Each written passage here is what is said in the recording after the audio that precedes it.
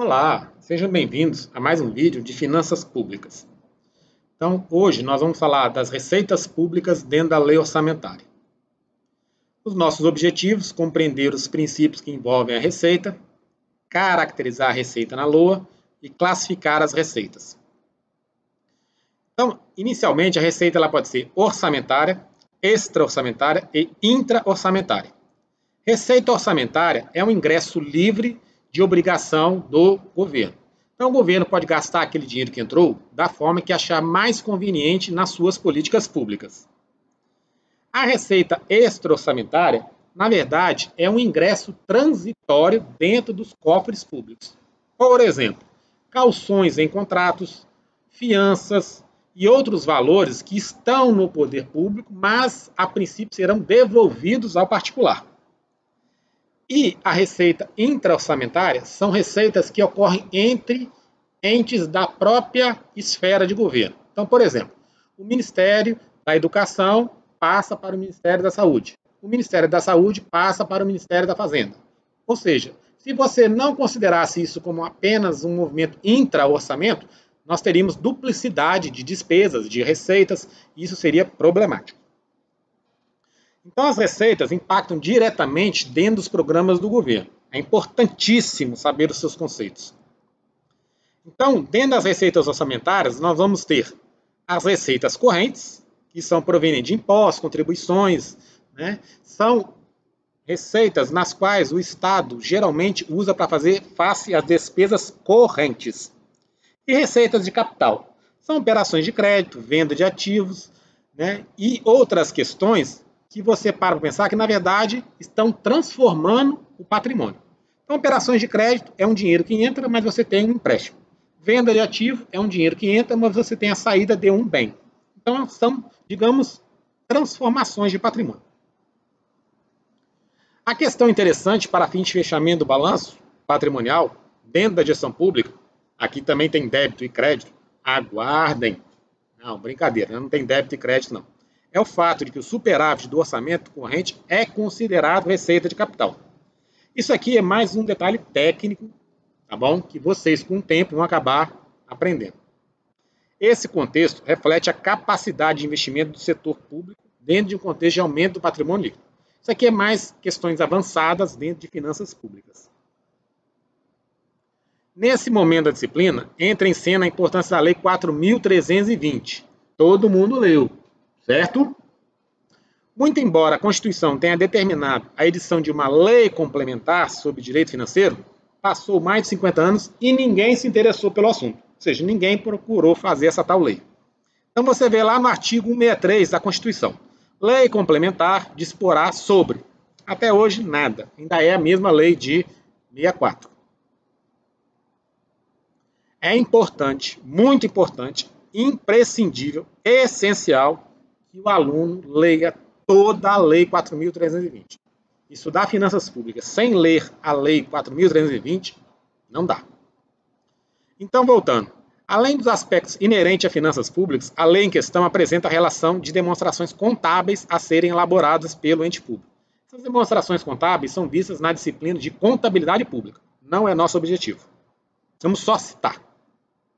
Então, nós temos balanço orçamentário, balanço financeiro, balanço patrimonial e demonstração das variações patrimoniais.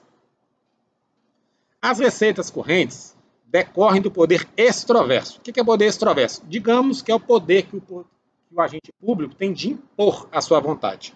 Tá bom? Então, no Código Tributário Nacional, você vê a questão de impostos, taxas e contribuições de melhoria. Existe um debate se são 3 ou 5 espécies tributárias. A gente vai deixar esse debate lá para o pessoal da disciplina de direito tributário. Então aqui a gente tem uma síntese desses impostos. Depois, com calma, vocês pausem o vídeo, dá uma olhadinha. É importante saber esses conceitos, tá bom? Então dá uma paradinha, dá uma olhadinha e qualquer dúvida coloca lá nos comentários. Continuando na receita pública, as principais receitas de capital decorrem de operações de crédito, empréstimo, alienação de ativos, venda do patrimônio público e amortização de empréstimo. Como assim amortização de empréstimo? o ente público concede empréstimo a alguém e essa pessoa paga o empréstimo. Então, é uma amortização de empréstimo. Está entrando capital. Se observarmos bem, a gente vê que está só trocando dados, né? Quando você contrata o empréstimo, entra dinheiro, mas também vem a dívida. Quando você recebe um dinheiro que estava emprestado, você recebe dinheiro, mas agora zerou a dívida. Então, é uma troca, tá?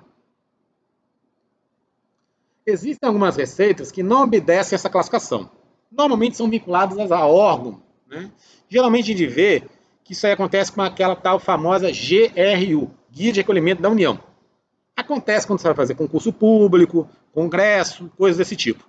Mas esse dinheiro, embora seja gerado lá numa unidade gestora, ele também vai para o caixa do ente público, tendo em vista a unidade de caixa.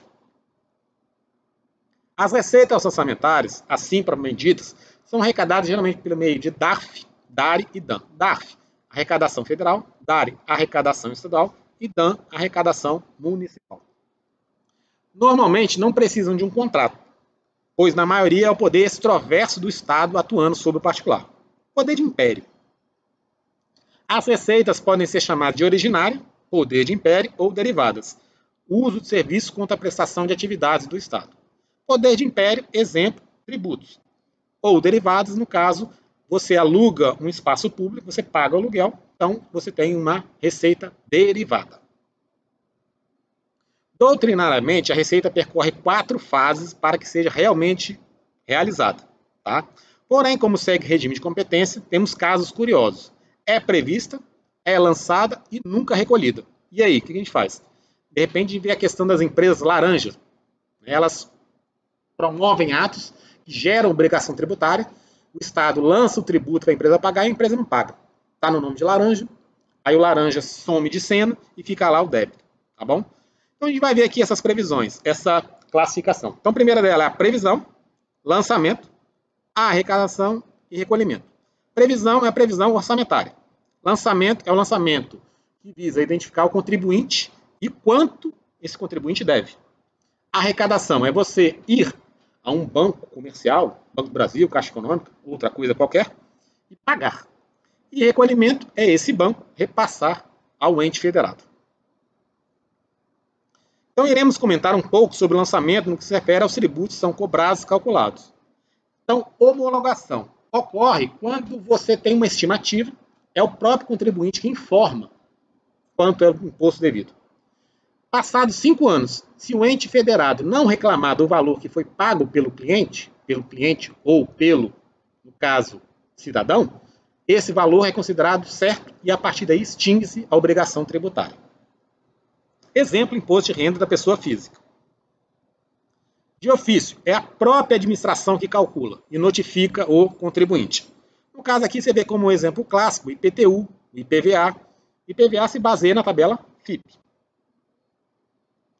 Arbitrado é quando o contribuinte é obrigado a prestar informação, mas não faz a informação ou informa algo notadamente errado.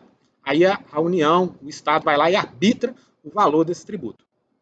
O contribuinte é notificado a corrigir, mas insiste no erro, ou deixa para lá, né? A gente fala aí que geralmente deixa correr solto, né? Não se preocupa.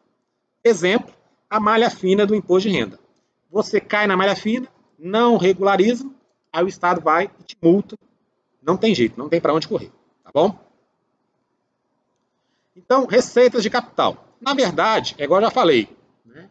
É uma mudança. Você contrata um empréstimo, agora você tem a dívida, você vende o ativo, ou seja, você tem um dinheiro, mas não tem mais o ativo. Então, você está dando uma mudança de elementos patrimoniais. Parece meio sem lógica, né? Mas, infelizmente, quem não tem dívida? Né? As principais receitas de capital são empréstimos, amortização de empréstimos e venda de ativos. Olha, interessante, né? Se você parar a pensar, você está mudando a composição patrimonial do ente público, tá bom? Então, a gente encerra essa questão das receitas públicas. Existe muita coisa ainda para falar sobre receita, não dá para esgotar o assunto em um vídeo. Qualquer dúvida, coloquem nos comentários, a gente responde assim que possível. Muito obrigado, um abraço a todos e até o próximo.